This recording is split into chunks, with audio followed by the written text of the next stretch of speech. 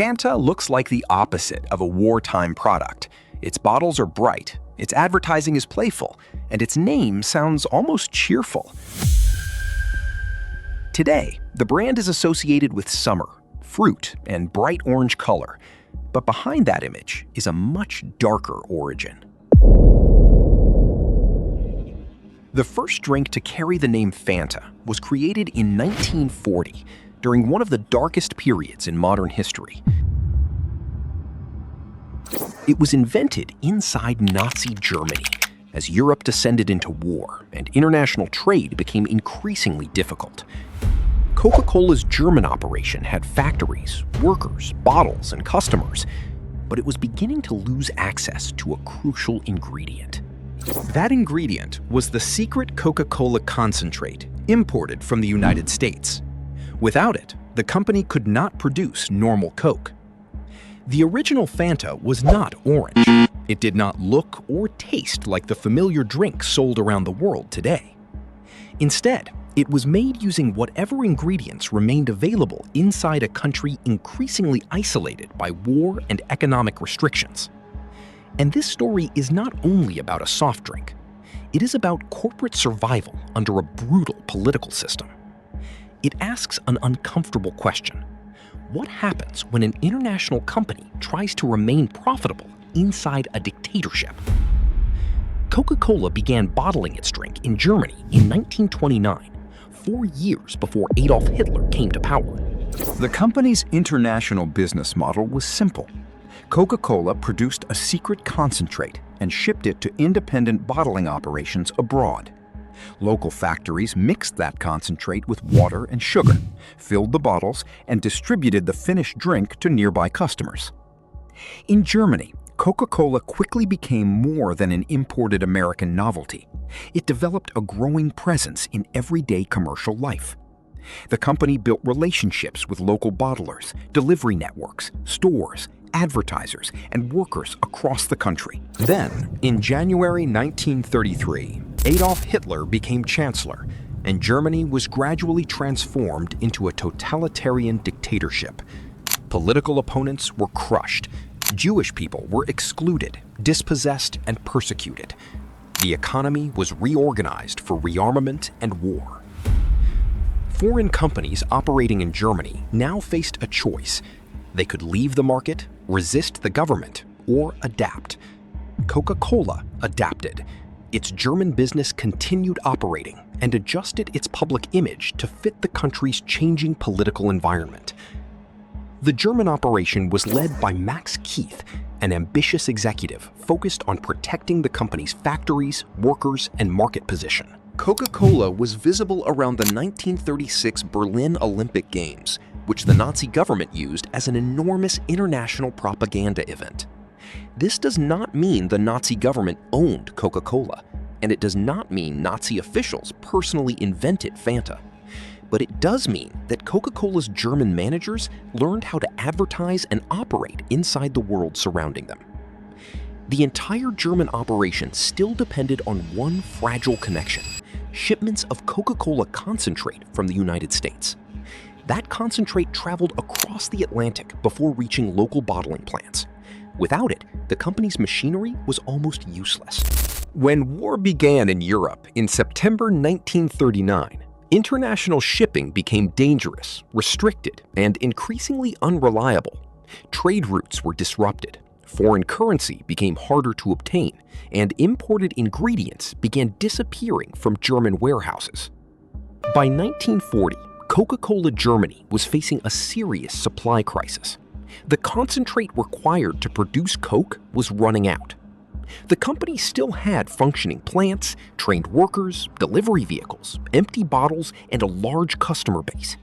But without the protected American formula, those factories could no longer make the product that had created the business. After the United States entered the war in December 1941, normal communication and official shipments were completely severed. No concentrate meant no Coca-Cola, and no Coca-Cola could eventually mean closed factories and the collapse of the German operation. For Max Keith, closing the plants was not an acceptable solution. Too much infrastructure and commercial value would be lost. If production stopped, workers might leave, delivery networks could disappear, and Coca-Cola could lose its place in the German market. So the German subsidiary made a decision. Instead of waiting for Coca-Cola concentrate, it would create a completely new product. The company would invent a substitute drink using materials that could still be obtained inside wartime Germany. The challenge was not to create the world's best flavor. The challenge was to make anything drinkable and commercially useful. The new recipe was developed from inexpensive leftovers and byproducts produced by other German food industries. One ingredient was apple pomace, the pulp, skins, and fibers left behind after apples had been pressed for juice. Another ingredient was whey, the pale liquid remaining after milk had been processed during cheese production. Beet sugar could provide sweetness when available. Other fruit residues and locally obtainable ingredients could also be added. There was no perfectly stable formula. The recipe changed depending on which ingredients were available at a particular moment. The result was nothing like modern orange Fanta. It was usually pale, cloudy, and inconsistent from one batch to another. It was, in a very literal sense, a drink made from leftovers. The leftovers of Germany's wartime food industry. The product still needed a name. Max Keith gathered his employees and asked them to use their imagination. The German word for imagination is Fantasie.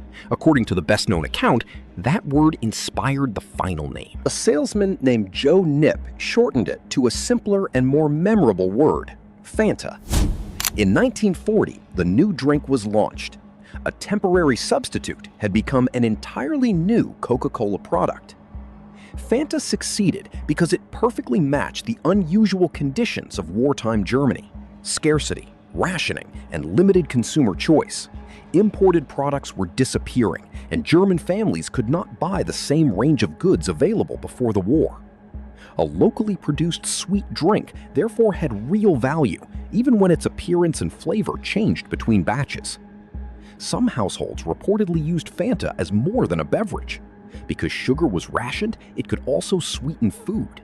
The drink also benefited from Coca-Cola's existing commercial network. The company was not starting from nothing. It already had bottling equipment, delivery vehicles, sales staff, local relationships, and an organized system for moving products. By 1943, Coca-Cola Germany had sold nearly 3 million cases of Fanta, making it a major wartime product.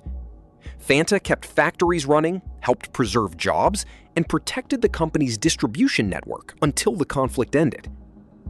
This is where the story is often reduced to one dramatic sentence: the Nazis invented Fanta. That claim is memorable, but it is not accurate.